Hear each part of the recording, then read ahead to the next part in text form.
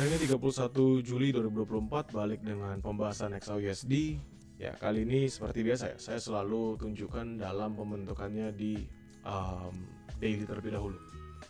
Teman-teman bisa perhatikan di sini, secara daily there's pembentukan yang baik ya. Sebenarnya pembentukan yang baik kenapa? Karena dia drop lalu bertahan untuk melanjutkan penguatannya. It means walaupun sebenarnya kalau kita tarik from this level ini sudah break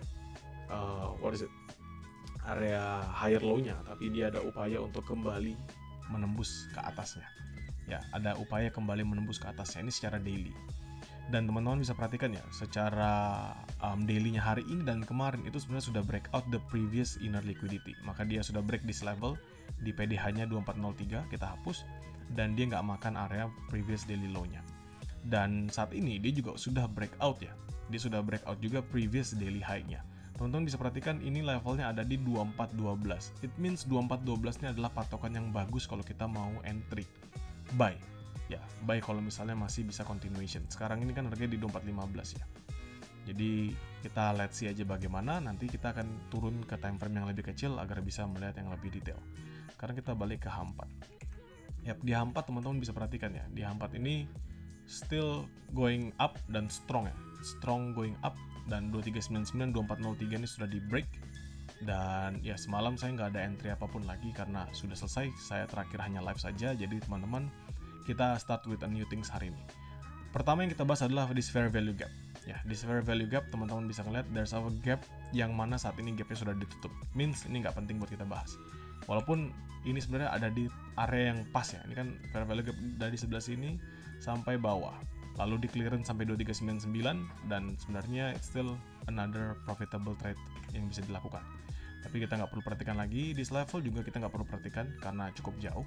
Ya, di 2387, 2385 ini kita bisa patok sedikit aja, sedangkan 2396 saya hapus, 2393 saya hapus, di level saya hapus. Kita ngomongin di hal yang baru.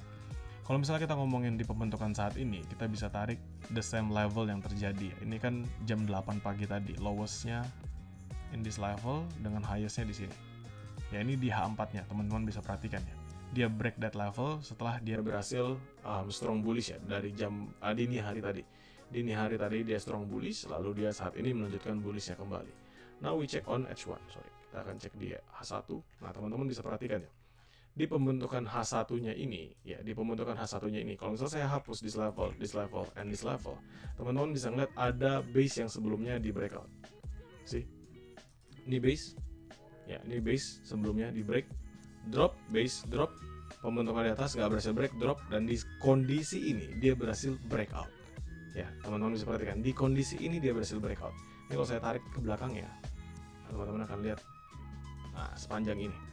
Jadi ini base pertama ya, saya bilang base pertama kenapa? Karena kalau misalnya saya ubah dalam time frame yang lebih signifikan lagi, ini ngebentuknya fair value gap. Coba kita lihat di A4 sih ya, jadi dia bentuk gap, lanjut naik. Ini kan gapnya sebenarnya dari sini lanjut ke atas sini ya, jadi ada pembentukan gap di level sampai di sini ada gapnya, makanya kita bisa tetap patok di area tersebut ya, di 2399 ini, 2400 lah, 2403, 2400 lah saya bilang. Itu adalah area yang oke banget. Nah, sekarang kita ngomongin di time frame saat ini. Teman-teman bisa perhatikan pembukaan hari ini, maka kita bisa ngeliat lowest-nya itu sebenarnya di sini ya, di 31 Juli jam 12 ini. Lowest-nya itu ada di 2399.9, which is 2400.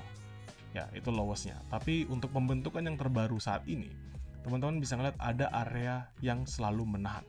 See, there's a level yang keep pretending to be a big major support, yaitu di 2404. Teman-teman bisa perhatikan di level low sampai 2403, close-nya di 2404. Di sini low sampai 2403, close-nya masih di atas. Di sini dia low sampai 2403, close-nya masih di atas. Di sini low-nya sampai 2404, close-nya masih di atas. Artinya apa? Di level ini bisa dijadikan patokan kita untuk entry. Ya. Bisa dijadikan patokan kita untuk entry, yaitu 2404-nya ini. 2404 ya, 2404 sampai ke 2402. Jadi 2404, 2402. Ini untuk apa? Buy high risk. Ya, ini adalah area buy high risk-nya kita. Dan teman-teman ingat ya, ketika dia sudah strong bullish seperti ini, kita fokusnya menjadi bull lagi. Ya, kita fokusnya menjadi bull lagi sampai nanti ketika rilis news malam ini.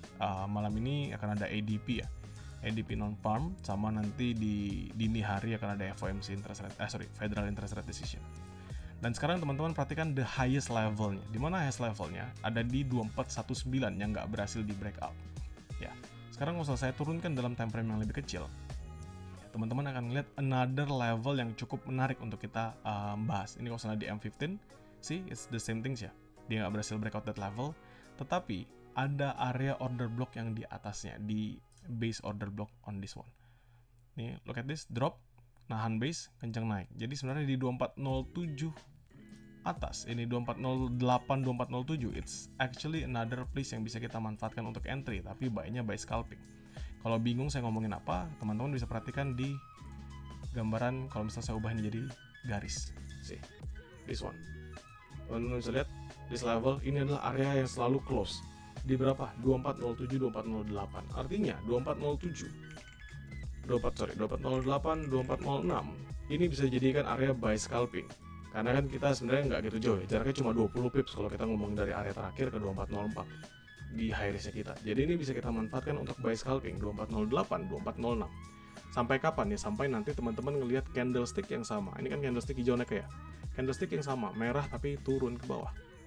Jadi candlesticknya merah, drop seperti ini. Nah, itu baru dia nge-sweep habis area previousnya. Dan nanti dia akan nge-retest lagi di 2404. Oke. Sekarang kalau misalnya kita bahas area sell-nya di mana sih? Oke, pertama semalam saya bilang area sell saya itu ada di 2423, 2420. Reasonnya apa sih? Sekarang kita coba balik ke H4 ya. Teman-teman di sini perhatikan H4, saya matikan. Nah, teman-teman bisa ngeliat ya di sini kita patok on this level aja di closingannya. Dengan saya tarik garis. On this level itu harganya di 2421.435. Ya, 2421.435. Artinya 2420, 2423 it's still a good place kalau misalnya kita mau entry. Jadi 2420, 2421, 2422, 2423 it's a good place kalau kita mau entry sell. Dengan catatan 2421-nya nggak breakout. Sederhana ya. Jadi 2421-nya nggak breakout, it's still a good place buat kita entry. Dan itu sekarang berubah, yang sebelumnya ini menjadi area medium risk-nya saya, maka sekarang area 2420, 2423 itu menjadi area high risk-nya saya. Di mana medium risk-nya? Jauh di atas ini sekarang. 2441, 2445, the previous bearish order block. Ya, ini kan dia belum dimitigated ya. Jadi drop, naik di sini, drop lagi. Jadi yang this level belum dimitigated, this level juga belum dimitigated.